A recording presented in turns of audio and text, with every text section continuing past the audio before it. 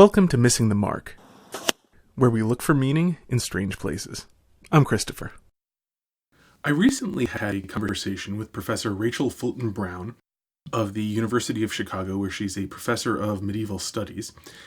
She's authored, if you're not familiar with her, a number of books. One of the major areas of her research is actually devotions to the Virgin Mary in medieval times. And she's got some large books I've still been meaning to read, but haven't gotten to. But she's very, very interesting on a wide array of subjects. You can see her on YouTube in a whole number of places. You can find out more about her if you look up Fencing Barrett Prayer.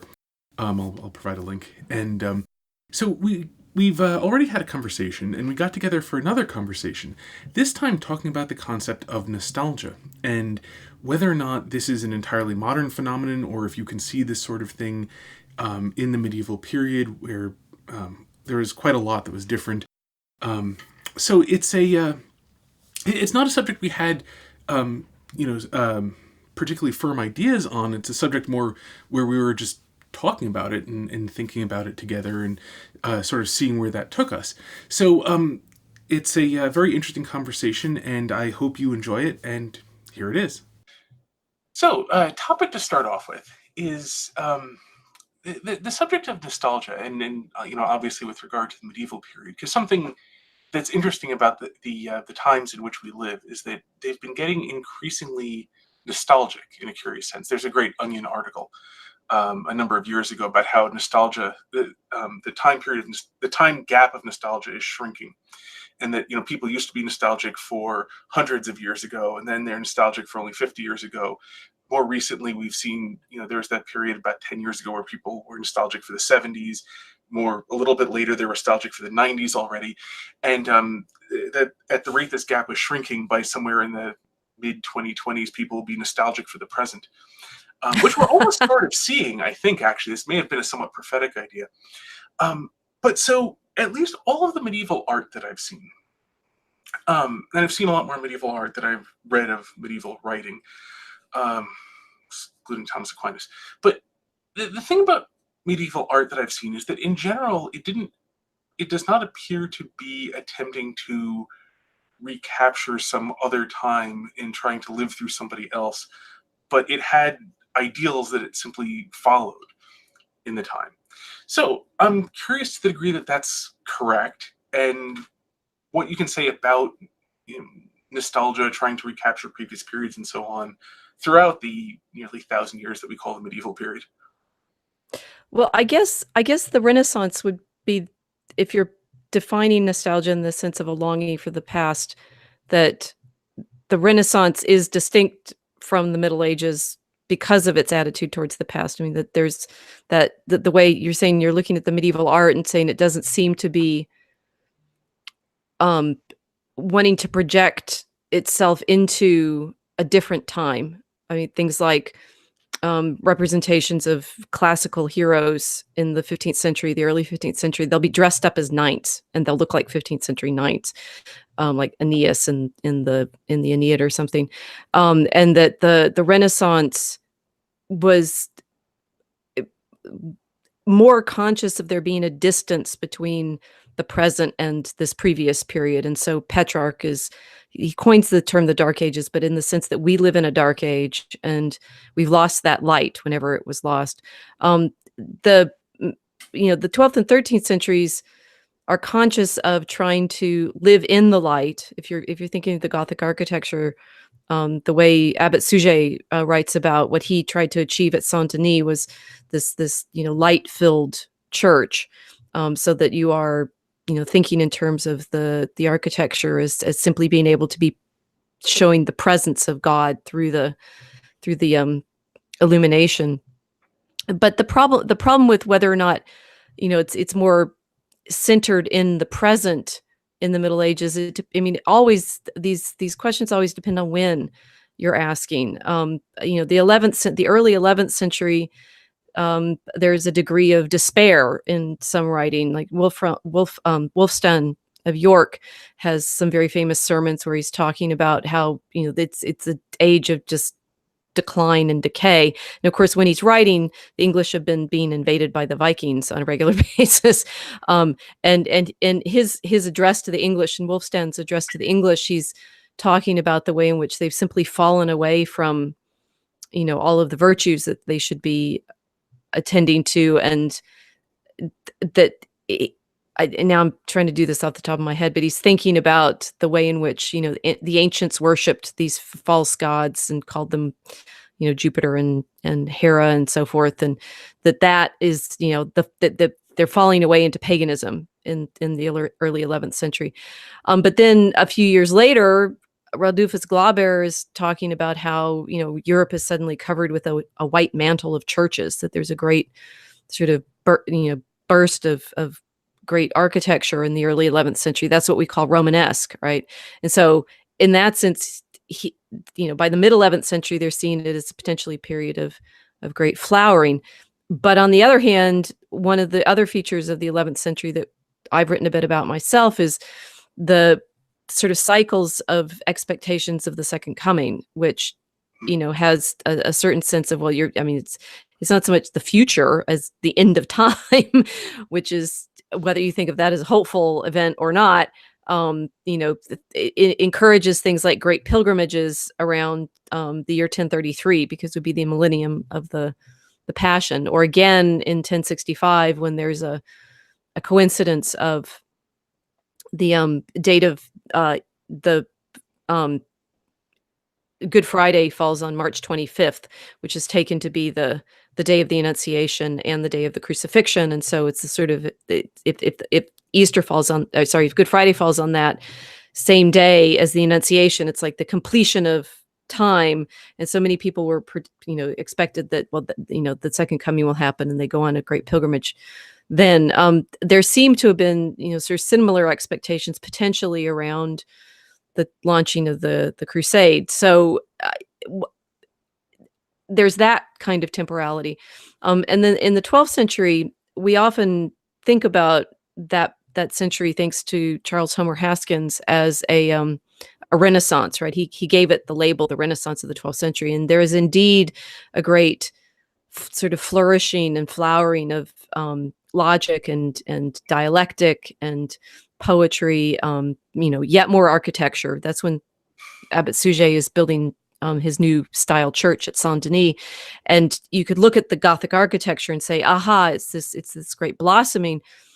But it's also possible to see the 12th century as a period of great doubt and loss, because they're, ironically enough, looking back to the 11th century as a period of, more greater virtue and, wise teachers at the cathedral schools, and this newfangled stuff that's going on in Paris. Well, we don't want that anymore. I don't know, right? And what's interesting in the scholarship right now is we're sort of in tension ourselves as medieval historians, even to try to figure out how we characterize particular periods, right? Because you can see sort of expectations of great hope. You can see, periods of great doubt and potentially despair. But perhaps it's nostalgia is this effect of looking back on the past and having this conviction that it was simpler then. Well, as I was talking with some of my students in class last spring, we were talking about doing a little historical fiction exercise and, imagining yourself into the past, and why would we want to do it? And the students said something like, well, it always seems that it was simpler at the time. And I was like, we've been reading the history of medieval England for, a quarter. What do they ever sound like they think it's simpler? You have waves of invasion. You have, the Danes to deal with, coming and demanding Danegeld of you on an annual basis. You have the Normans invading in 1066, and William the Conqueror killing all of the Anglo-Saxon nobility. You have, reforms. You have it's like the illusion that people at any time were less anxious about the future is ironic, because it's only when we sort of study the past we have this sort of calmness about it, because we know how it turned out, but the people alive at the time didn't. So I don't know whether it's like you're saying, I don't know whether the question actually is answerable, because there's all, people look in a number of different temporal directions in all periods that I can talk to you about. So we need to be more specific about what kind of nostalgia you mean. Well, okay, it's interesting. I mean, you've covered a number of things, some of which we actually did talk about the 6 months ago now, or whenever exactly it was we were speaking. But especially, it's a theme I love, Mm, we know how things turned out, so that we can't take other people. We can't take the concerns of previous times seriously in the same way that they did, because we know how it turns out, and so we know right, which of their concerns didn't come to fruition. Even the great irony that many of the things that they were worried about didn't happen precisely because they worried about them and took care that they didn't come to right, fruition. Then you right. see that didn't happen. So what were they worried about? Very easy mistake to fall into. Yeah, it's a topic I love in historical fiction. Um, but nostalgia. So using nostalgia in the very modern sense. Um, Perhaps one of the best examples I can think of would be I never saw it, by the way, but the show called That 70s Show, Mm, in which it was very explicitly a show that was set in the 1970s, where where they tried to speak like they're in the 1970s, they tried to dress like they were in the 1970s. I have no doubt, but that they didn't actually give them the sort of concerns that people in the 1970s actually had, but gave them entirely modern concerns, because mhm. television writers do that. Um, and most writers do, to be fair, but television writers are especially bad about it. But that is a sort of to use that to sort of define the term nostalgia, where it's an attempt to recover the past by essentially being the past, or at least portions of it in cosplaying the past, to use a very modern term. And I don't mean I want to distinguish that from drawing inspiration from the past, such as, like, look at how these people, were virtuous. They took care of the poor. We too should take care of the poor as an obligation. Look at how well they did it as an inspiration. That's drawing inspiration from somebody. That's Mhm. not, they gave the poor coins with, you know, 18 kings back, face on the coin. Let's mint his face on our coins and give those to the beggars. That would be more in line of nostalgia that I'm talking about. So drawing the distinction between drawing inspiration versus nostalgia. And that's why in medieval art, it's very interesting that you mentioned too, so much thinking about the end times. It does seem to me um, that Christianity has a lot of balances, as a favorite subject of G.K. Chesterton's. Mhm. And in particular, one, there's looking back to the beginning of creation, which was good, and then there's the fall. You do have also the redemption of humanity with Christ. And then we look forward to the second coming of Christ, the fulfillment of the world, wherein the world becomes fulfilled and enters into the perfection for which it actually was created. And so Christianity sort of balances things out by having the world begins well and will end well, and it's just crazy in between. And so Christianity So I wonder, more that makes me think. I mean, nostalgia is, as you're starting. I mean, nostalgia itself is a modern conceptualization, and that longing, right? I wonder if it comes into being when you lose that sense of the possibility of the second coming, right? That there's nothing to look forward to in the future, and so that you end up with this longing to be. I just wonder that because as far as I understand it, nostalgia is a sort of early 20th century coinage, and that feeling of is it it's not just lost innocence, right? It's something like lost significance. The poignancy of it is having that feeling that there's a previous time that had more meaning. And the medieval Christians are not going to be thinking of the past in those terms because the whole of time is meaningful to them.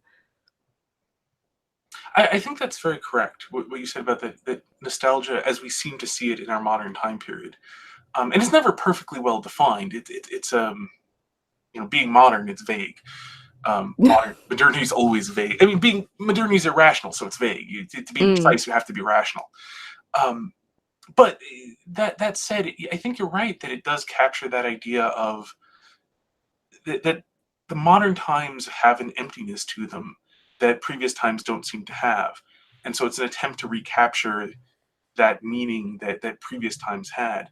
It goes within individuals. I think it often goes well with remembering things from their youth, especially formative things like formative fiction from their youth, for example, and longing for the sort of pure reactions they had before they became self-conscious, Mm. um, or possibly just when they've gone far enough away to forget how self-conscious they were at the time. Um, but with regard to recapturing meaning, there's actually something that really struck me. Was have you ever attended a secular wedding? Yeah, I suppose so. They're really fascinating. I guess there was one at a museum, so I guess that counts. Yeah, I attended them, and it was kind of fascinating because it didn't really. I've been to a number of them, and just generalizing, they don't really seem to serve any actual purpose. I mean, since you have people who are living together and engaging in the marital act together, and then they are, also believe firmly in divorce for any reason, and so they're kind of drawing everyone together to inform people that they intend to continue in their present state until until such time as they want to stop. I mean, given that divorce for any or no reason is perfectly acceptable and good, and everyone's Mhm. supposed to cheer it at this point, that is effectively what people are saying. That we're going to continue living together in the manner that we have been for a number of years now, unless we choose to stop doing that. And there's a big party for this announcement that what's been going on for the last number of years will continue for the foreseeable future. Well, and this, I think, I mean, describing it in those terms will be obviously, I would think, why it feels like so little of modern life has any meaning, because we're not making it bounded by any expectations other than whim. Right. But the other thing is, it has that nostalgic element of being essentially a historical reenactment of what marriages used to be. Well, They then look back. nostalgia, okay, so then nostalgia becomes this, I mean, always it always is accompanied by a sense of loss, I think. And I mean, it's obviously difficult to know what people alive in the Middle Ages thought, right? We have some of their writing, and certainly, you know, I thinking about monastic longing for heaven or something like that, you spend your life vowed to perform particular prayers and to live only in a um very restricted community because ultimately your real home is elsewhere. And you could say that they have nostalgia for the future in that sense, that if you've given your life this significance by saying it is not the most important thing, that your true life is going to be in heaven afterwards, and that you spend your whole life, it's it I hadn't thought of it until I just started talking, but it's saying you could have a longing for heaven, and it would count as nostalgia, but now we take that longing and retroject it instead of project it. Hmm, that's an interesting way of looking at it. The uh, the to the degree that we have monastic writings on the subject, there's at least presently observable, definitely a tension within Christians that some sort of view this life before death as the work we are given for the moment, and so we should focus on it. And I'm talking about emphasis, not you know philosophically. And some people seem to view the present life a little bit more like a placeholder, that we're stuck here for a while until finally we get to better things. um, do you see that tension in um, you know monastic or non-monastic writings from the Middle Ages? If you recognize what I'm describing. I'm working on this. I told you I'm working on this design for this course that I'm teaching, and I've been making things like lists of the great books and recommended reading and things. And so it's like I will review through the great books that I mean, to a certain extent, medieval writing just isn't as personal, for the most part, except for the mystical women, and they tend to be talking mainly about their relationship to God, and their longing for God and their love for God, and so they don't answer those kinds of questions terrifically well. Um, Don't you find a you can little bit? think about something like Pearl, the poem, the Middle English poem, where the poet, the speaker in the poem, falls asleep and has a dream. He falls asleep on the grave of his little daughter, and has a dream of her coming to him. She's now grown up, as it were, but in heaven, she's the heavenly bride, and he has a vision of this Jerusalem, the land of the heavenly city, and it is very.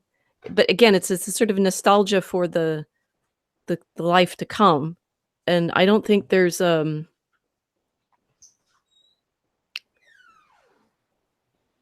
you're saying, do they spend their time thinking of this life as a holding place?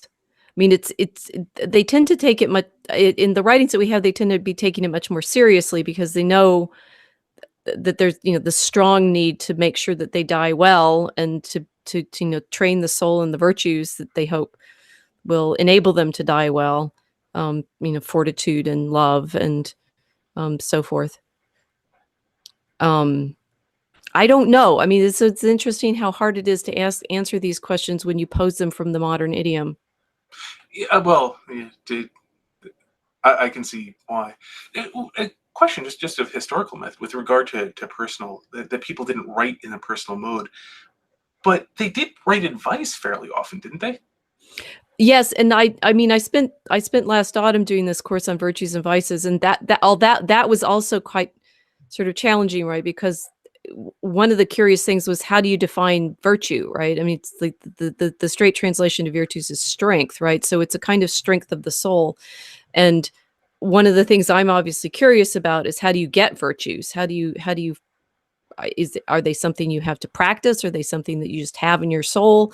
And the text that we worked through were a bit ambiguous in those terms, right? You could list the virtues, and you could describe their properties, but how exactly the soul gets them, I mean, they seem to be mainly considered gifts that God endows us with, and that it's an exercise of um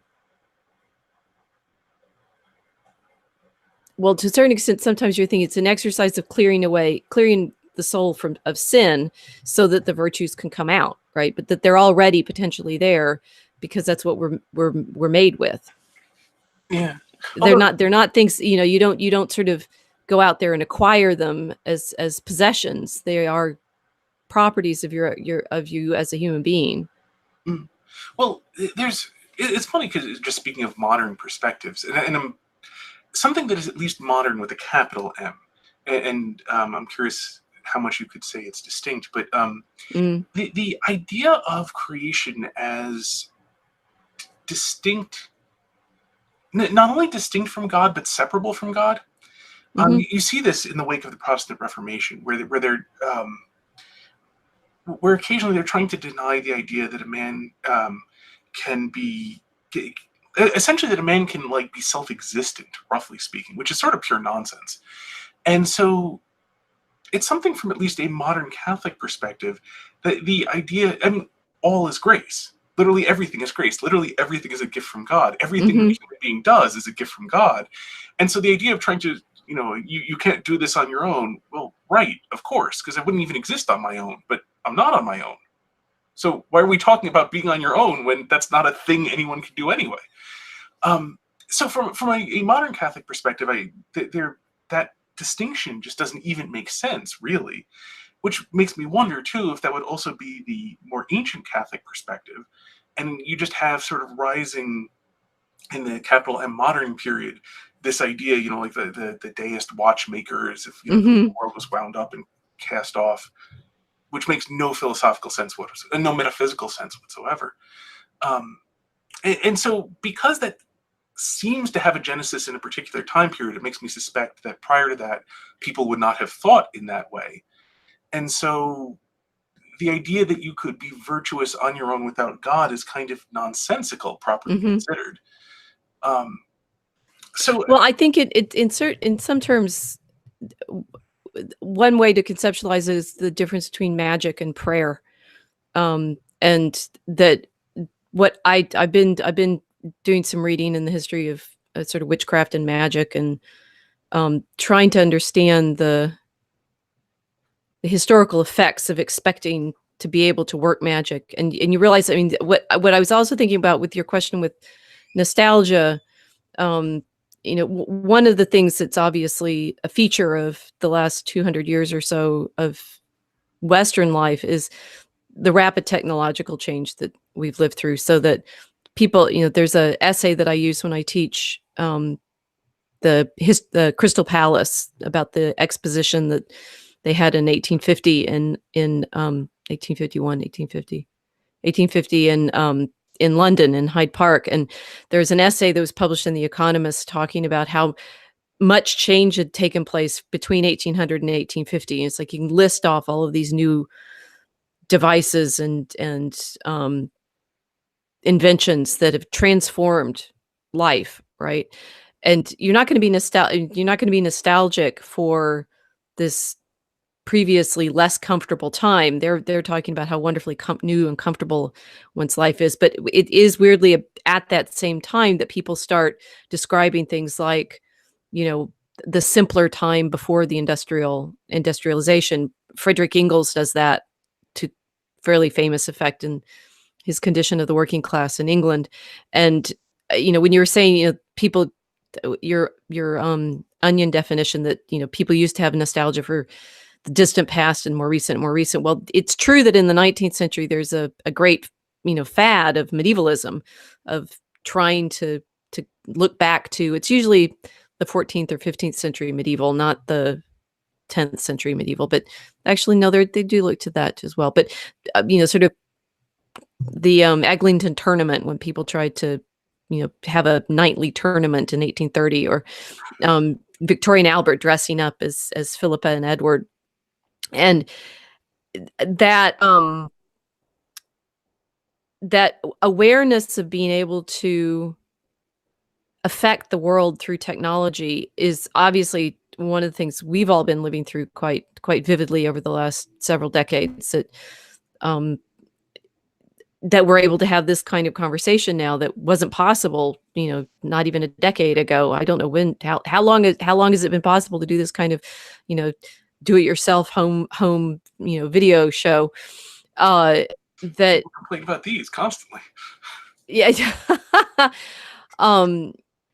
That one of the great, I suggested one turning point is the Renaissance, obviously, and it's sort of reconceptualization of the accessibility of antiquity. That in the 12th and 13th centuries, you read the classics in order to learn Latin, right? That's your education in Horace and Virgil and such, is because it's good Latin. The Renaissance becomes, the humanists become conscious of, first, the style, the Latin style having fallen away. It's no longer as good as Cicero, right? So they're upset with the contemporary Latin because they don't think it's as beautiful and sophisticated. But another thing that obviously happens in the 16th century is the beginnings of whatever we think of as the scientific revolution. It's not so much a revolution as a continuation technologically of certain things, but there's a heavy dependence on magical thinking. And I started out this long thing on the difference between prayer and magic. Magic is, you think that if you do everything correctly in some kind of operation, it will put out a particular effect, right? So it's basically the dream of tech. It's a technological dream. If we can make this device, if we can, design this ritual to have this guaranteed output, then we're in control, right? Whereas prayer is, I need to act. I need to say these prayers. I talked earlier about the monks and their prayer life, right? But I don't, and one of the things you pray for, regularly is for healing of your soul. But it's not something you can affect simply by the prayer. And that's, you were asking about grace and thinking about grace there. It's the sense of, I need to act. I need to do my devotions and say the prayers and speak to God. but I don't expect it to sort of just be a switch that I can click and guarantee these effects. And the medieval understanding of virtue is always with that sort of, you can't just practice it and be it, right? What you were saying about grace, that there needs to be something else that comes in. And it was interesting in my class when we were talking through these treatises on the virtues and vices, that something else, that sense of why is it so hard to be virtuous, and under what circumstances can you be, was quite poignant and unanswerable.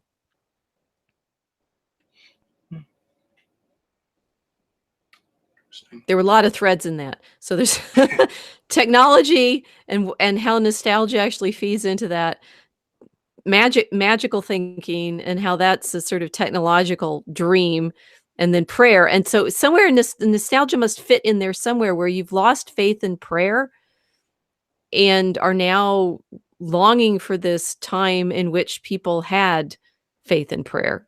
Well, the other thing, there's a clear magical thinking involved. Mm. If you grow your hair long and put on big collars and wear bell bottoms, that's to say, if you wear the skin of Yes. somebody from the 1970s, you will, have the thing that they had. Yes. Yes. So I was grappling around to something there. Definitely. Yes, there's a definite magical thinking in the nostalgia. So that you are able, by way of donning these costumes. I mean, the whatever it is, live LARPing, right? The live action role playing. When you were setting us up with the topic, saying, how many, one of the things I think is curious about, you know, the present in terms of the different time periods that people look to, and in a way, it's a mishmash of all of them, right? I'm not sure I'm persuaded that it's only the 70s. It's just we're getting closer and closer and closer. I mean, people are dressing up in sort of all periods all the time, um, nefariously or viciously, and things like the Unite the Right famous march, right?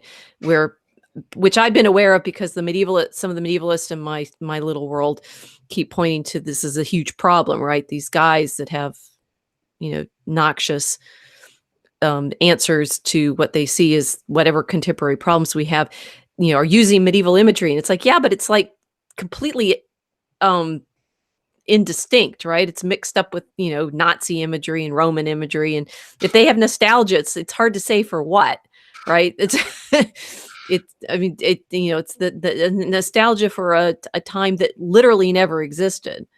Hmm. Yeah, yeah. It's a few medieval YouTube channels occasionally. I've seen when they talk on funny subjects. One of the really amusing ones is when they pick apart like drawings that are putative, supposedly of medieval things, and they'll Hmm. point out like that helmet and that shield are separated by like 400 years. Right. And it'd be like giving somebody the Revolutionary War in M16. Like, no, it's just utterly wrong. Right. And I imagine that drives actual historians crazy. It's just sort of amusing to. Well, so now I wonder whether it's like, how does nostalgia function? That the one thing it seems to want to do is take you out of the present. I was going to say that's the one thing that seemed to unite everything you described is it's not right now. It's not right now, right? And so that sense of wanting to be not right now, I think that's the nub of what we're trying to think about.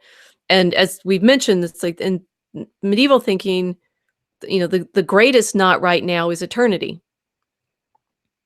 Well, the other interesting thing about it, come to think of it, is that it's also potentially just moments away. Right. I mean, eschatologically, the end of time could come at any moment, and Right. our Lord Himself warned us to be ready because it could happen literally at any moment.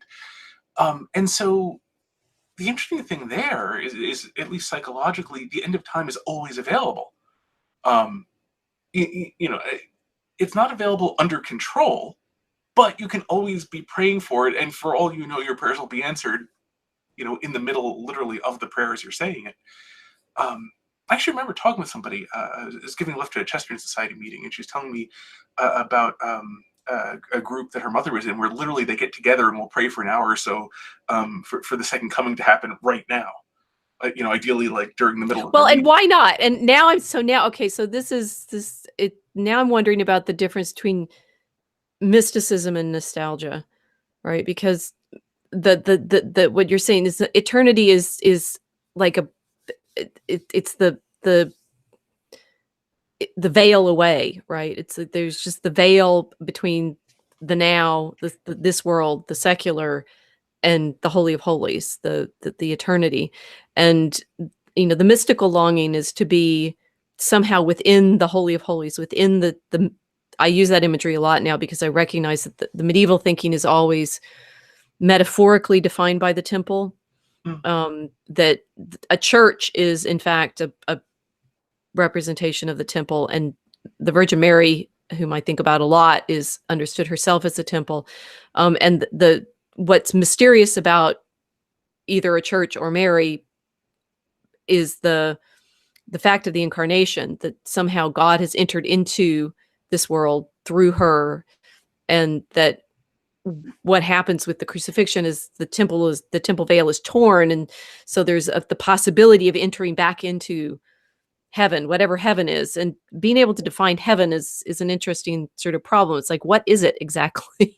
But it's I think what I said earlier about in the Middle Ages, the longing is mostly for heaven. You're not going to long for the past. You're going to long for the the the eternal. mm. There's actually another tension within Christianity, which is for the moment, which because you can find, like what our Lord says to don't worry about tomorrow. Right. That I love that line: "Sufficient unto the day are its own evils." It's one of the things, I mean, in Christ's absolutely utterly unique style is his way of combining both the transcendental and the painfully practical. Yes. It sort of simultaneously to live in the present, not in the future, because the present's where you actually are living, but also just from sheer practicality, you got enough problems today. And so that great sort of just sort of dual, incredibly practical thing, but also the metaphysical. But that is something that Christ also calls us to focus on the moment, to actually live in the present, since after all, that is when we're living. Um, and it probably is not an accident, come to think of it, that time travel stories are so popular in modern contexts. Mm. It was the time travel story, but the desire to be anywhere but now. Is anywhere but now. Well, and the medieval stories, I keep telling you about the classes I'm teaching is to anchor me a bit. The class I was teaching this quarter was on travel. And there's again, this is good because I'm having to think through time and um prayer and virtue.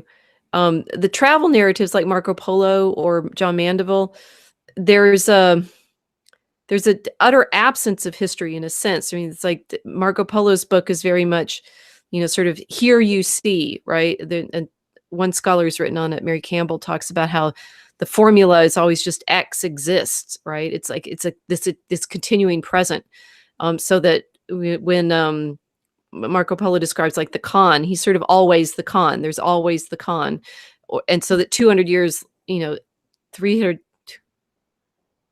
250 years or so after that, when Columbus is sailing and looking for the Khan, it's like as if he's looking for the same Khan that Marco Polo described, because the Khan is always there. So there's enduring present in the descriptions of marvels that the later Middle Ages participates in, and but that comes from antiquity as well. That the descriptions of the marvelous lands in Asia would be sort of taken over and just repeated over and over and over again throughout the Middle Ages, as if those same stories are always happening in the edges of the world, or I mean that they're not the edges. Europe is on the edges of the world in their imagination, at the center, or at the closer you get to paradise, the more sort of continuing present it is.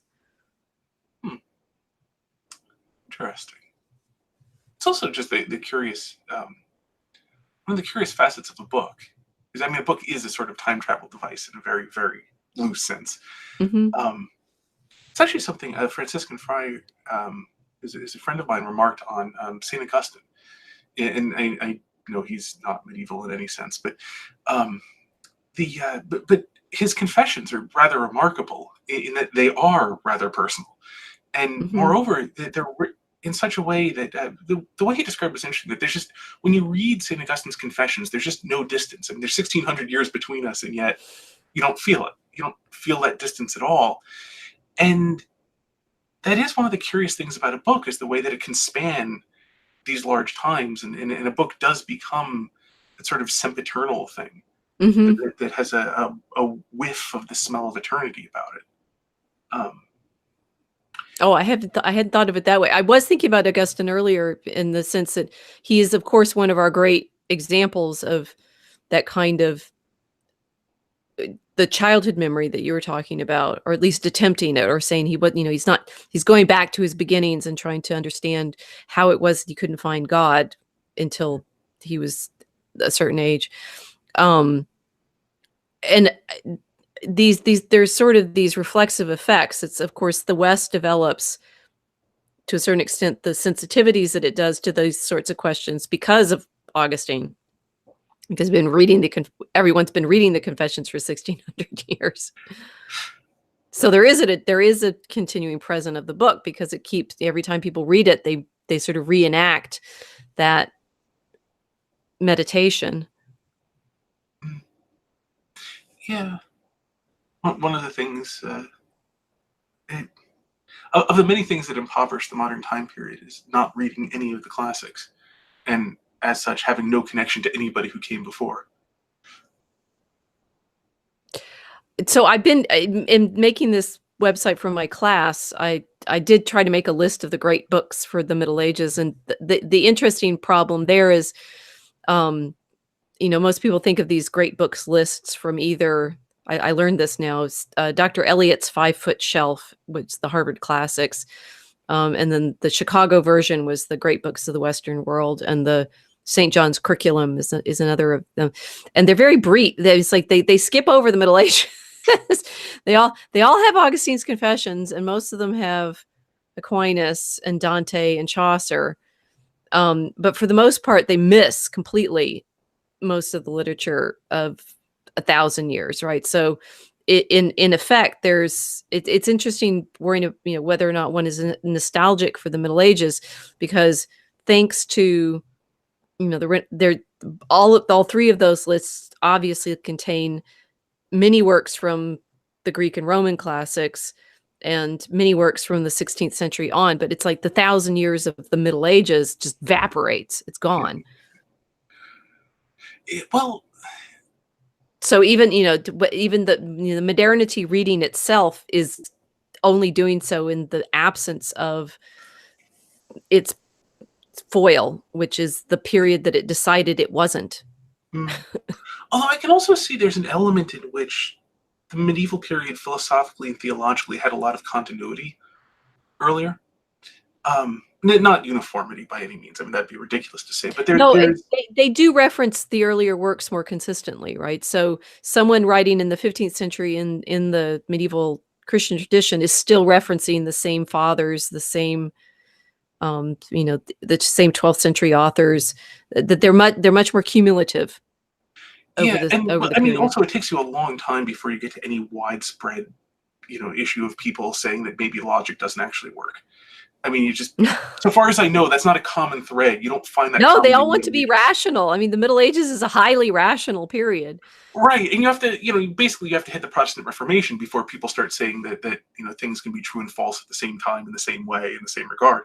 Right. Um, I the Middle Ages was much more continuity. I love Avicenna's remark. As someone who denies the law of non-contradiction should be beaten and burned until he admits that to be beaten is not the same thing as to not be beaten, and to be burned is not the same thing as to not be burned. Um, I just love it. Like, once you admit that, we'll stop. But until then, as we're beating you, we'll just say we're not beating you, and you'll have to say we're right. Oh my Anyway, gosh, that sounds very Orwellian. That's well, but it's Orwellian, except in the sense that it is trading on the Orwellianism of the person who denies the law of non-contradiction. Exactly. As long as you're going to deny the law of non-contradiction, I should be able to get away with this. So, let me know at any time when you've decided to be reasonable. The, Right. Well, but that's ironic. That's I mean, highly well, ironic, and Avicenna is Muslim too, but right. And I had, I mean, I'm sort of now, all of the things I realize I still need to learn, because how could, the more you learn, the more you realize you need to learn. Um, the degree of Avicenna's effect on Christianity, because he was so central to the way Aquinas read Aristotle, which is, how many of the scholastic questions actually arise from reading Avicenna. Um, that's a problem that I don't have the answer to. But that I read, so I was reading some of the about this, the Reformation, and the particularly the Elizabethan interest in magic, and that it's curious. I, having grown up Protestant, I didn't tend to think of the Protestants the bad guys. I'm afraid I do now. And the refusal of reason, that's got to be part of it. oh, it is. I mean, there's, I think, no question. Just to finish off just the thing I was saying, Mm, because the Middle Ages is in so much greater continuity when viewed against things like what you find in the Enlightenment, where people start beginning to radically doubt reason and so on. I can see from putting together a great books list that you want to hit the highlights of where people change, and if you have relative continuity given the insanity that follows later, that there's a certain amount of elision that I think would be natural, just because you hit people like Plato who thought that truth is available, and then people kept thinking truth was available for the next roughly 2,000 1,800 mm, years.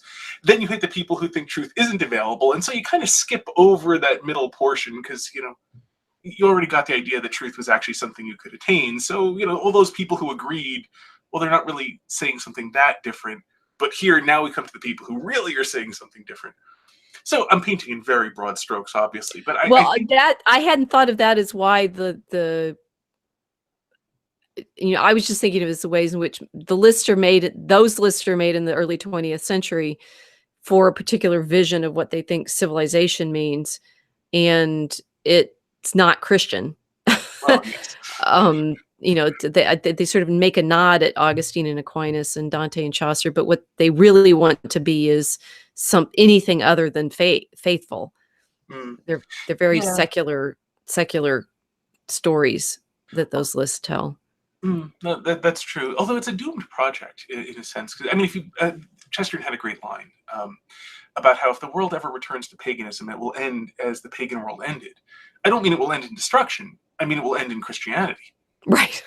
There was it wasn't Chesterton, but it was someone very Chestertonian commenting on it, that saying that the futile part about all of these people who want to return to paganism is that the only thing we actually know about the authentic pagans is that they sought baptism. Right. Yes. No, I love Chesterton for those points. It's like the where he says something like the only thing that actually knows anything about paganism, the last thing that had any real contact with real paganism is Christianity. Yeah, And right, and that they, that the pagans wanted to be Christian. That yeah. So yes. So that's the but So are still, we trying to find now? I'm trying to, rather than, because I have this tendency to ramble around everything, but still our theme is nostalgia. So, okay. How much are we talking, as we are right now, being nostalgic for the ages of faith? well, it's an interesting question. Because I mean, in the full disclosure sense, some of the books that I absolutely love, though I know you don't love them as much anymore since becoming a historian, are the Cadfile series. And part of why I love them, they're well written, and part of it is, They're on my list too. I also made lists of recommended books, and I included recommended historical fiction, and I included Cadfile because I did enjoy reading them.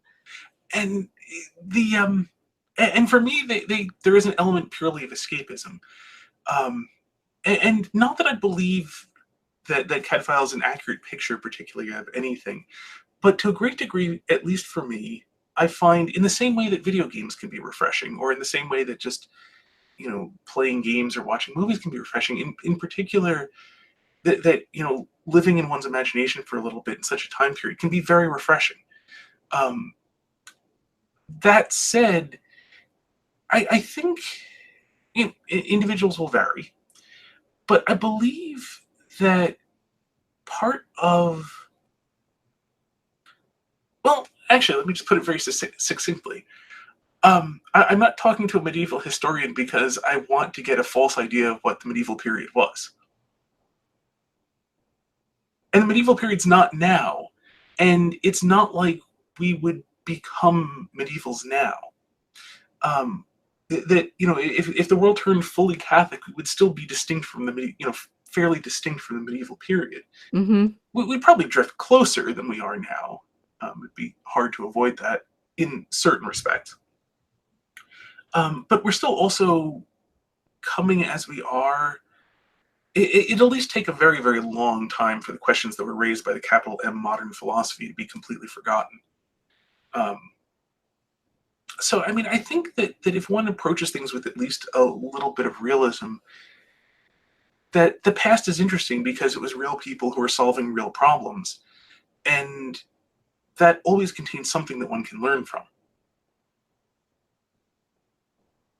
Well, then, but how is I'm one again, I'm trying to then I keep trying to keep to the nostalgia theme and thinking about you're saying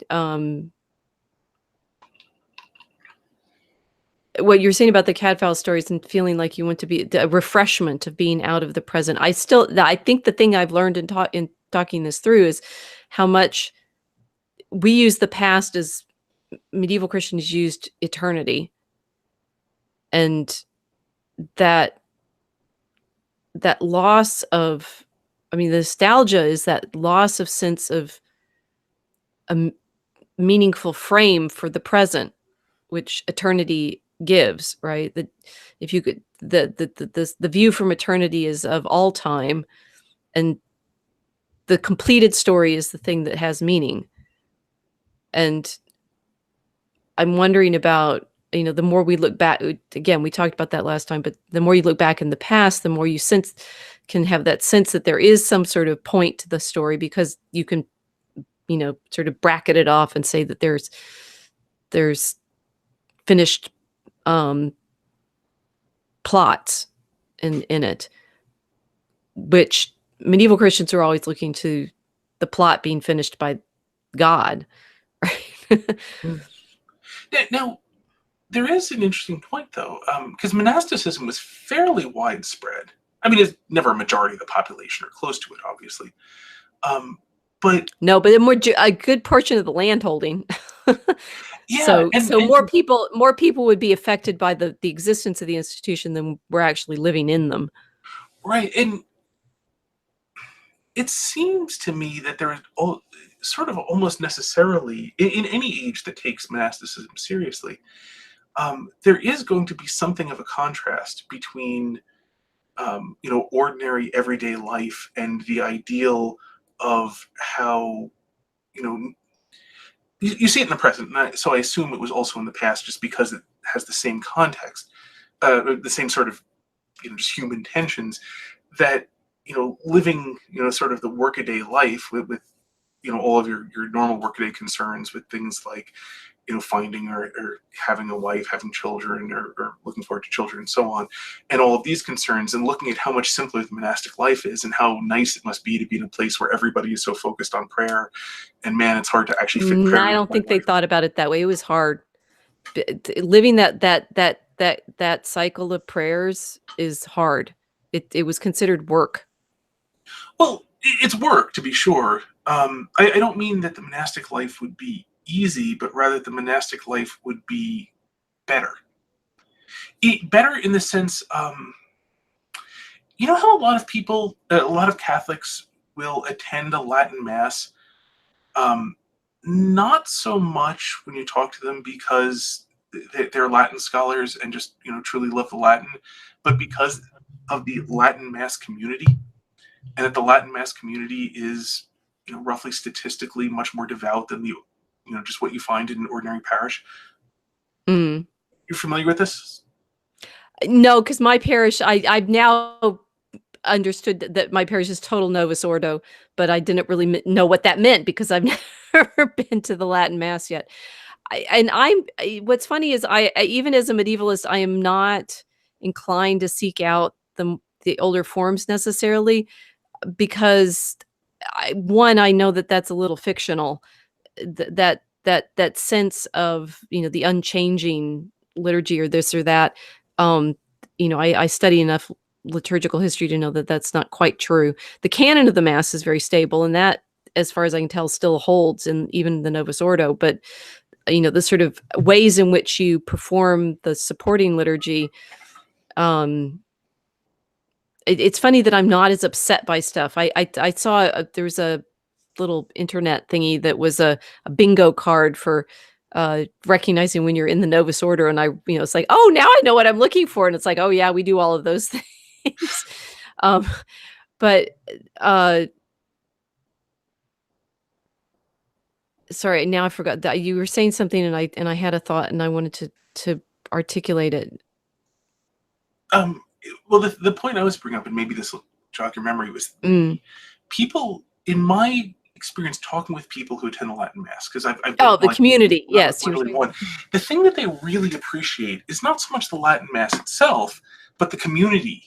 That is to say, the specific people who actually show up to the Latin Masses. And because this is because this is, you have to go out of your way to do this. It's Yes, self-select. I think because it's more difficult. It's more, and there's a. I was thinking about that at church, at Mass, recently, that the things that are hard to get into are actually more appealing, right? Because they seem more valuable. So that there's that sense of, if the entry. This is obviously, I think, the massive mistake that Christian churches generally have made in the late 20th century, thinking, oh well, we don't want to be off-putting, we don't we don't want to make it too difficult for people to join, and everyone's like, so what is it, what's worth, what if it's so easy? I don't want that, right? People do actually like some being challenged to be better. Oh yeah. And going back to our virtue theme, right, that asking people to live virtuously and to be better is very appealing. It means it's something worthwhile. It's very appealing to some people, to a lot of people, to an awful lot of people, but um, it does impose a self-selection criteria, which is the other thing. It produces, asking people to do hard things produces a different community than asking them to do easy things because of the self-selection criteria. Well, there's a question. Do you actually have a community when it's easy? I mean, in a loose, at least in a loose sense, you do. I mean, there's the people who show up and how they interact with each other. So using community in that loose sense of how do people interact with each other by and large. I think people like feeling themselves a part of the in group. And so, in groups that seem like they have a sort of significant barrier to entry are more attractive, seems like a mild adjective for it. That I mean, it could be that I'm drawn to that sort of thing, right? It's that sense of, if it's what a club, any club that would have me, I wouldn't want to be a member of. But anything that I can join, it hasn't been hard enough to get in, right? I only go for things that are actually fairly high bar of entry. Yeah, well, I was going to bring up that the immortal Academia, word for one. I'm sorry, what did you say?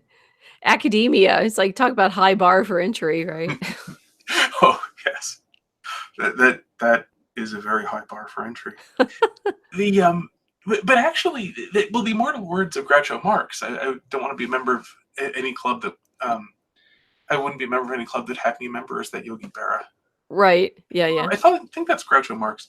But either way, the the curious thing about that is that when you have those self-selection criteria, um, it doesn't strictly just have to be hard to get in. It just has to be um, it has to be atypical.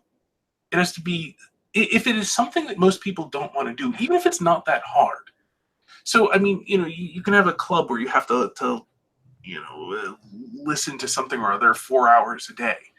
And, it's not that hard to sit down and listen to something, but most people just will never want to do it. Um, that anything that imposes that self-selection criteria means if you get in, the people there are much, much more likely to have things in common with you, as long as there's a Mhm. self-selection criteria. I think we're trying to describe heaven here. I mean, that's the most exclusive club, right? Uh, And well, it's no, it's interesting to say it's like the ideal is you want everybody to be there, but there's also that sense of it. I mean, it's like what happened to heaven? Why doesn't anybody truthfully believe in heaven? Well, maybe it's because we made it all, it's like, oh yeah, all dogs go there. Your pet gets there. Surely you wouldn't exclude your pets. mm, well, there's a fascinating thing about heaven. I mean, you see this even in, I'm pretty sure, medieval iconography, that the people in heaven are all very different from each other. Yes, yes, they Um, are. there's no place where you find as many, as great a difference as in heaven.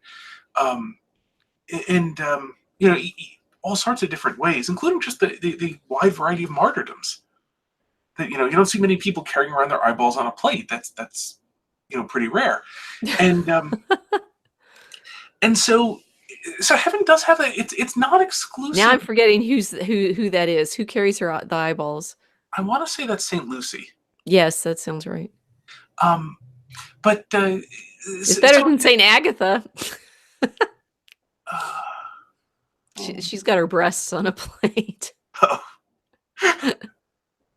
wonder how the artist dealt with that one in They iconography. look like little puddings.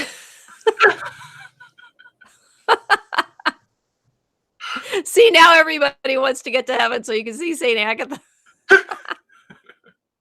Um, but so the thing, just to bring it back. So what it seems to me, the Latin Mass community is more than anything. What seems to draw most people to it is that it is, roughly speaking, a lay order.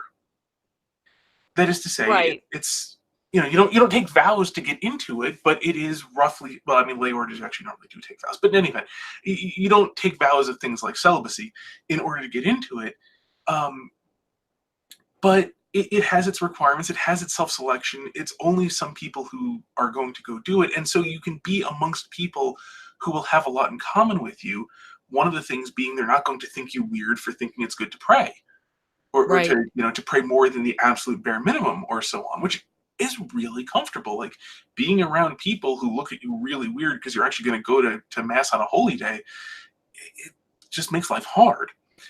And so, if you're if you find this sort of community, it's very, very helpful to living in that way, that where you're trying to get to heaven. And that seems to be a common thing if you look at people who do attend, because I mean, I just go to my territorial parish. But if you look at the people who attend the Latin Mass, they seem to generally have that reaction that it is much easier to try to get to heaven here because the people that you're with are helping you Well, I in mean, this that's way. the idea of monasticism, that in fact it's very, very hard to live the disciplined life on your own. It's like hermits were the kind of super athletes, right? And that the point of the monastic community is to give that support of the community, because what you're in fact trying to achieve is very difficult. Yeah, yeah. Chesterton had that great line that if men are to live without women, they're not to live without rules. Right. Because the women are the ones that give them the rules otherwise. Well, yeah, exactly. I mean, and especially with regard to, I mean, just in general in life, with regard to um, how life is lived. This gets to that theory that the guardianship of matter is sort of given in a more primary sense to women, and in a more supporting role to men, so that men do it more by supporting women in it, and women do it more directly. Though both are given it directly and supporting. And you see this in, when you have a home, it is usually the woman who imposes order upon it, not always by doing the work herself, but by imposing this ideal of how the space should be arranged onto everybody else, and Right. quite possibly making them arrange it in that fashion. Um, I mean, certainly growing up, my mother had a very different ideal of how the house should be than I did, and very much imposed upon me the labor of accomplishing this goal, at least within some portions thereof, like my room, for example. Um, and so, not to. Yes, well, yeah. That it's I can't tell you that story. Sorry. Okay. I mean, there's substantial individual variation. She herself grew up I was with. very good at order or at putting my room in order. I'm, yes, it is interesting how women tend to expect we create that domestic space. I've talked about that on a number of podcasts over the last few years. It's like, and there's the Marian element to that too. It's like if you have the woman creating the home, it's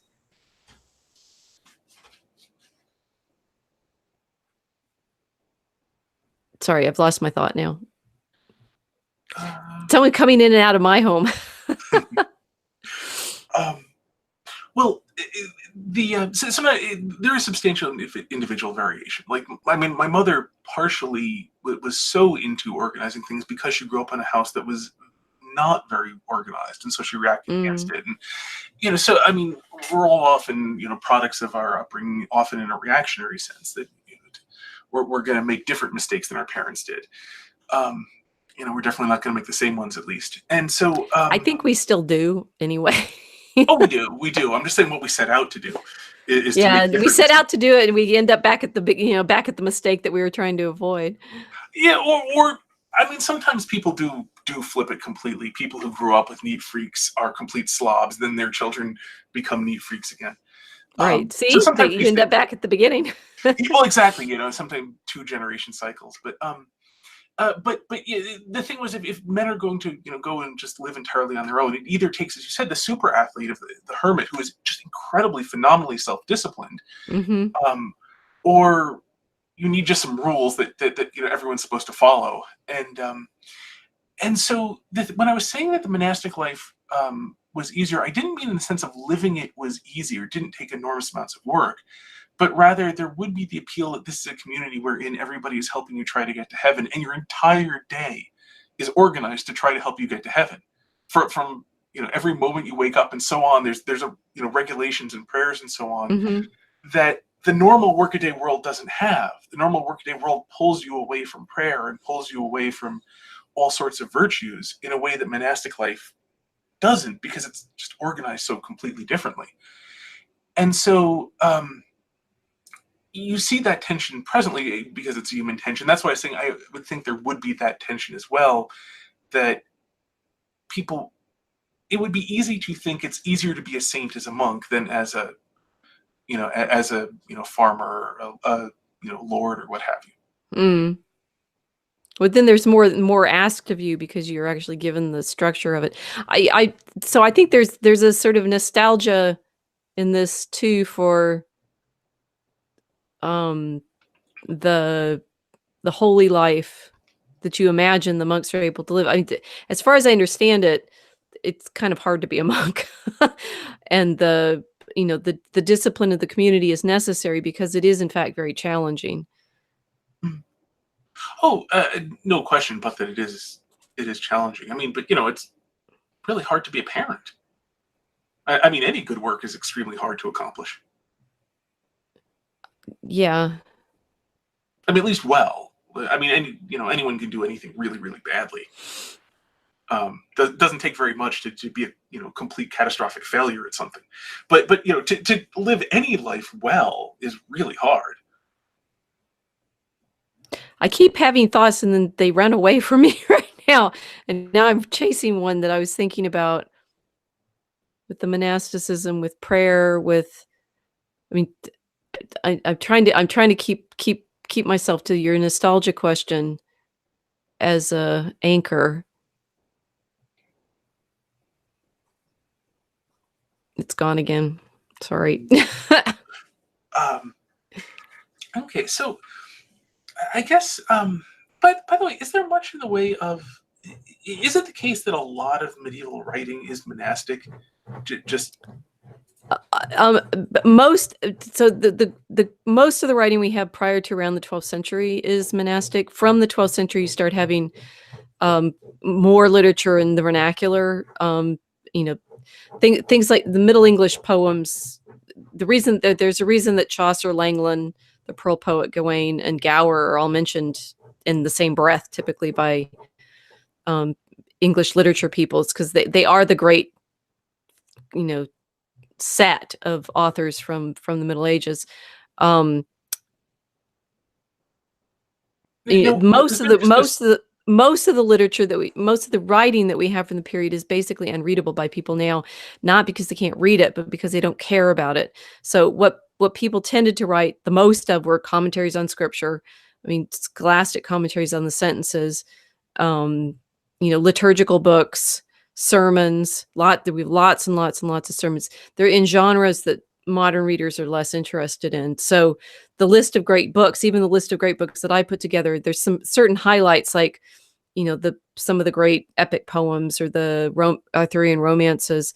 There are many. There actually, I wasn't aware of this. There are many more Arthurian romances from the later Middle Ages than I was ever properly aware of, and some of those you could say they have a sort of, I don't know if it's nostalgia, but a longing for magic and wonder. And they don't think of it in terms of magic. Magic is always demonic and coercive. Romance and fairy is more. It's hard to say exactly where that is located because it's not strictly, Christian, but it's not Christian either. By the time they're telling those stories. Mm. Beth, actually, just a quick question about magic. Mm. My understanding is that for a long time, magic consisted, um, roughly speaking, of getting demons to do your bidding, very often through the powers of Christ. And hence why so many of the symbols that are considered occult are actually Christian symbols, like that you would bind a demon. Like the pentacle is a symbol of the five wounds of Christ, and you would bind a demon inside the pentacle because the holy symbol having Oh, power right. would. That So most of the magical operations that we have records of from the Middle Ages are clerics, um, and a good number of them are. I mean, they have spells for predictable things like getting this woman to have sex with you, but a number of the most interesting books that we have are spells for knowledge, right? They're how to acquire the liberal arts or how to, um, do your homework without having to study. And the coerciveness is in you're capturing a fallen spirit, fallen angel, and getting it to help you. There's something fascinating about asking a creature who's subordinate to the father of lies to help you with your studies. Yeah, well, they're usually trying to persuade themselves that they're angels, but of course, properly speaking, the only angels that you're going to be able to bind are the fallen angels. So, it's that they're not really going to get a way out there. Yeah, yeah. There's I'm told that's I haven't read any of the Fausts, but I'm told that's one of the interesting things about Marlowe's Faust. And Mm. Marlowe's Faust is the late Middle Ages, right? He's Shakespearean. He's a contemporary of Oh, okay. Shakespeare. Oh, okay. But there's a fascinating thing where essentially Mephistopheles cheated, and Faust, what the heck? And Mephistopheles basically replied, so I've been told because I've read it, I'm a demon. What did My you demon was going expect? to tell you the truth. Right. Um, You could say, I mean, so I mentioned the Renaissance sort of nostalgia for antiquity, but there's also in the 16th and 17th centuries this nostalgia for the Arthuriana, and that Spencer is playing off of that in the Fairy Queen, which is, I promise you, the most confusing book I've ever listened to. I couldn't get myself to sit down and read it. So typically with those kinds of books, I find if listening to them, I'll settle down and hear it. And I listened to all like 70 hours of the thing, and I cannot tell you what it's in it. It's it is the most confusing kind of it's supposed to be an allegory, and I couldn't catch that. And it's supposed to be kind of, you know, the knights wandering about having adventures, and the evil witch, the foul Duessa, shows up on a regular basis. And it's like, wow, this is literally the most confusing story I've ever listened to. Um, and Cervantes in Don Quixote is playing off of, you know, Quixote's desire to be a chivalric knight, but there's no more knighthood, and that's why he's ridiculous, right? He's trying to live the romances, but he can't. So you know, that sense of having a past that you wish you could participate in, but is gone, you know, is already available in the 16th century. But I'm not. It's hard to say whether it's not available completely in the Middle Ages with things like the Arthurian stories, because they have a wistfulness for an imagined time, you know, the centuries old king that was. It's just the character of it from modern nostalgia is rather different. Although there's an interesting thing uniting two of the things we were talking about, that I wonder if part of where nostalgia draws its power from is that very thing we talked about, how the concerns of the past are hard to see, in that, or to take a variant of it, since we know how history turned out, we know what you need to do in the time period to do well. And so part of what may drive nostalgia is that since we essentially have a cheat sheet for how to live in that time, that one that's already over, if we could live there, I know how to do that. Not because necessarily even, and not at the conscious level, not because the past was necessarily even better in a strict sense, but because being in the future of it, you know what was important and what wasn't, what was going to happen and what wasn't. And so you understand sort of how, you know, in a better sense, how to get through that than you do now. That is to say, you have a better sense of how to navigate the past than the present, because you just happen to have, you know, been late enough So that it's you all saw. we've figured it out. It's all magical thinking. And it's ultimately empty and kind of unsatisfying, because in fact it's magical thinking. I suspect yes, that to the degree that it is magical thinking, um, as distinct from something like just pure fantasy play, escapism for the sense of refreshment. Mm. Um, But because I still think there's a magical element in that too. It's wanting to be in control of the world, and wanting to have a sense that you know you have the skills and the um, knowledge that you need in order to be in control. So it's magic. well, yes, but in the same sense that imagination is. The distinction that I'm making is when Mm. something is for refreshment, its end, the end that you are seeking is your present work. That is, you know, you're exhausted by day in, day out doing whatever it is you normally do. And so you need to rest for a little bit. And the recreation that you seek in resting is something that enables you to get your hand back on the plow. And so, and escapism for the sake of refreshment is something where the end in which you're playing with something for the sake of restoring your energy for the present, as distinct from somebody who is substituting the past for their present work. That is to say, Well, then what you're describing as refreshment would, I'm going to stick with this balance between prayer and magic, right? And that prayer sets you in attention to, and this is the way I like describing it from Simone Weil, that it's your absorption in something that you're attending to, and you know, in full prayer, like you go to church and you're in the liturgy and you're focusing on God, and nothing else matters for the hour that you're there, right? So that you are no longer in there's nothing you can accomplish in that hour except attending to God.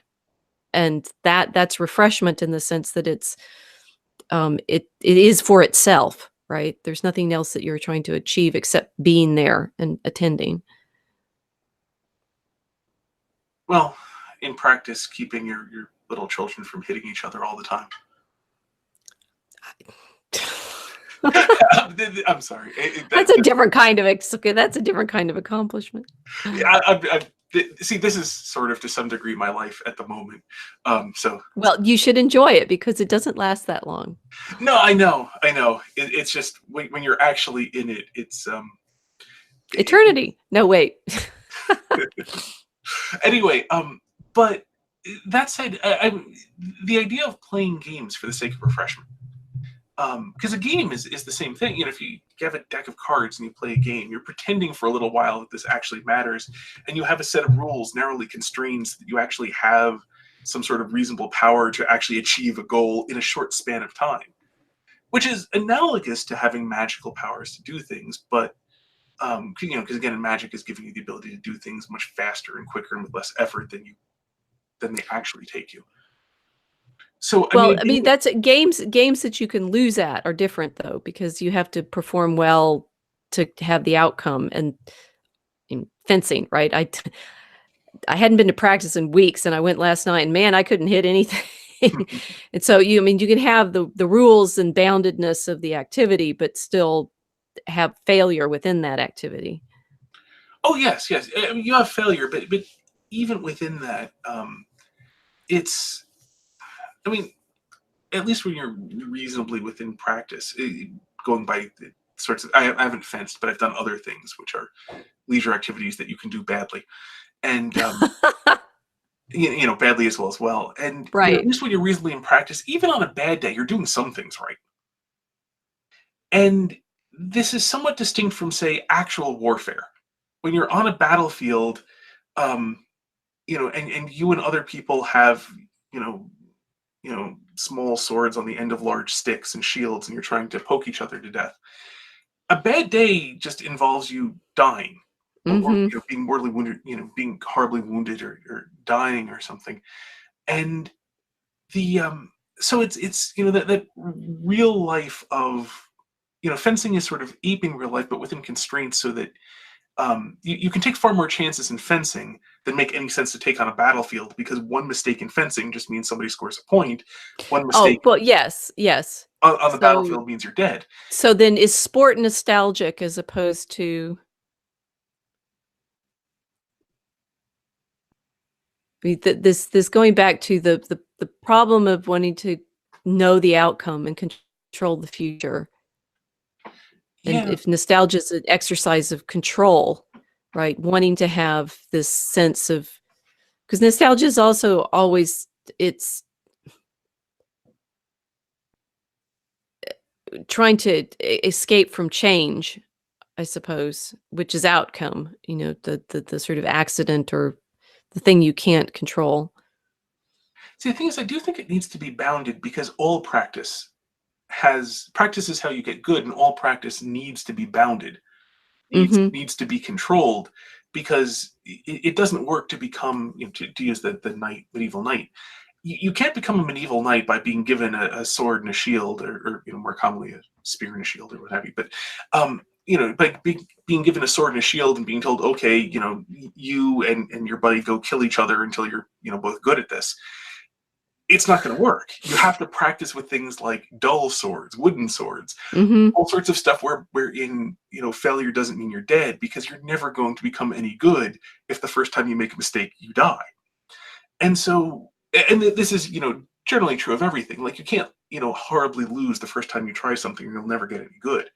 So all excellence depends on practice, and all practice depends upon controlling things, such that having circumstances wherein you can try many times and fail, and it's okay. And um, so I think there has to be some sort of bound on what defines nostalgia, and magic is attempting to control, um, because everything requires some amount of practical control, at least. I suppose, but we were trying to figure out whether nostalgia is unique to modernity or whether it's just human. And um, I think I'm persuaded that it has something to do with the presence of faith or not, and the sort of Chestertonian question of whether or not you're able to acknowledge paganism's um fatalism. I do think you're right there. I do think you're right. The question, I guess, is just the question itself needs to be, bounded in, controlled a little bit, lest the question run wild. Um, I think so. I think you may have gotten as much answer out of me as you're going to get tonight. yeah. But no, it's definitely a very interesting, um, a very interesting element. I'm sorry. One other part of the question I'd asked you before about where the majority of the writings come from, which you'd answered, was there Oh, just a largely practical element to that the monks did a lot more writing because monks okay. valued So, writing more? so uh, they do value it. They're doing the liturgy, and most medieval writing is liturgical books. Um, there is a transformation over the course of the 12th century where more people start using writing for other things than just making liturgical books. Although even the laity, when what they want is a book, they typically want prayer books, right? So there's throughout the Middle Ages, there's just a sense of the things that you need writing for are prayers, and the other things that you write down are um I mean, we in modernity have a sense that you should write down everything, right? You should have handbooks and how-to books, and everything should be committed to writing in some way. Thanks to, say, the Enlightenment and its encyclopedia, and it's the conviction that you should have a description of all of the crafts as well as philosophy and things like that.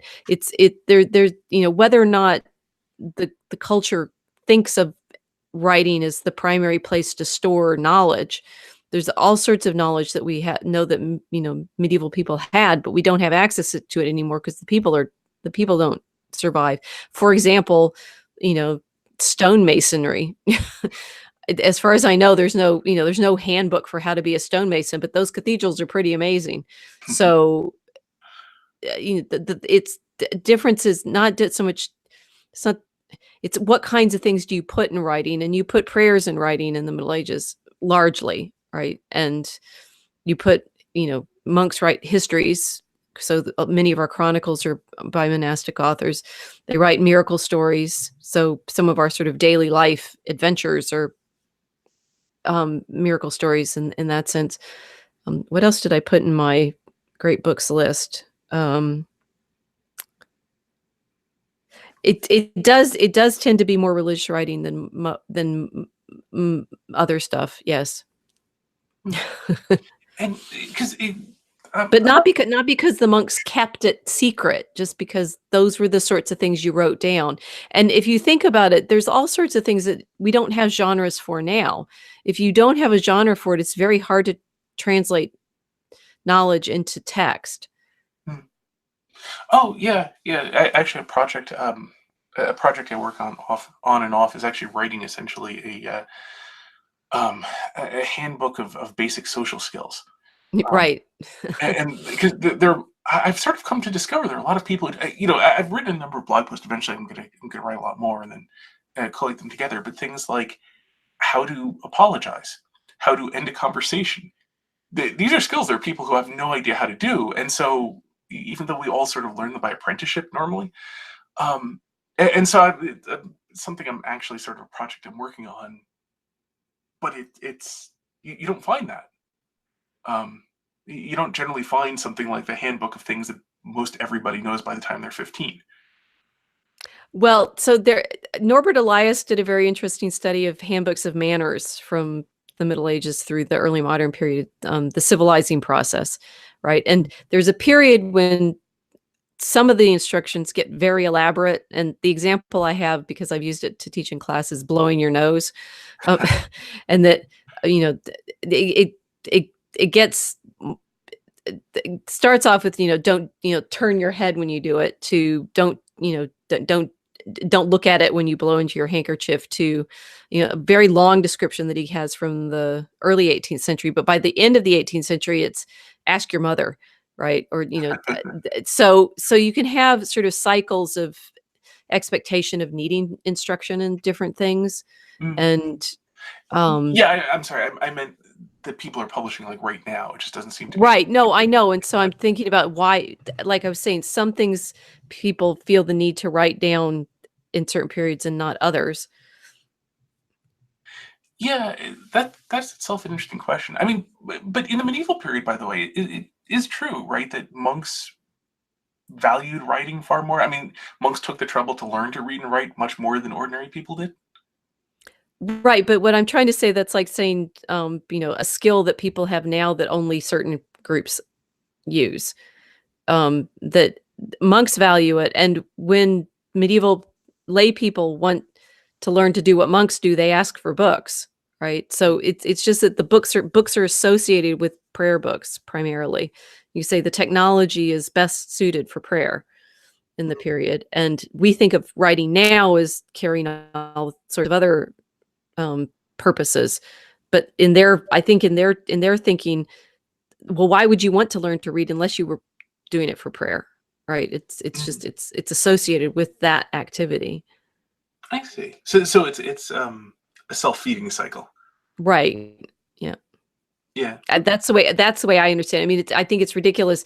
The Reformation creates this, oh, the monks kept it all and didn't share it, and it's like, no, that's nonsense, because what we see throughout the later Middle Ages is people asking for prayer books, and they go to the friars as spiritual advisors, and they get their own books of hours and prayers and stuff like that. That it was just the technology was primarily associated with prayer, and the Protestants sort of intensify that, saying, well, everybody should read the Bible themselves, so then, quote, everybody has to learn to read. But even literacy, well into the 19th century, the primary reason that people would want to learn to read was to read the Bible. Mm, yeah. That's actually a very fascinating topic, the self-feeding of what do you use this for, and so Right. who does it, and therefore what do they use it for? Right. It's like, so I keep bringing my hobbies, right? So my fiddle teacher doesn't read music. Why would he need to? I mean, and he doesn't know how. And he teaches us by ear, right? And he can write out tablature for the violin, for the fiddle, but he can't read music. It's just like, and he plays, way better than I do, right? So thinking that writing is necessary is it's an interesting development of the use of that technology. Yeah. I wonder, just within your profession, does this mean that does this have the side effect of historian, since the written word lasts in a way that the spoken word doesn't? Do historians develop a fondness for whoever it was who valued writing Yeah. simply because they give you the tools of your trade?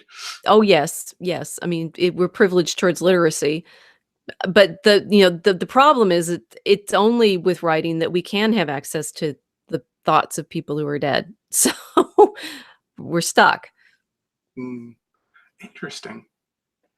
It's a curious it's a fascinating topic. We'll have to talk about some other time of what do you use writing for, and why would you use writing for other things. Um, it's a great topic. But anyway, we've been at this for quite some time, so um, Well, we I should. hope, we've gone around a lot of sort of aspects of your question about nostalgia. So Yeah, a lot of definitely interesting um, food for thought, and because I didn't want to approach it on the medieval, nostalgia's bad, the medieval period's just all good, so obviously they didn't have this bad thing. Um, so I didn't want to approach it in that way, and I think we didn't. Um, oh, so good, so good. so that's a score.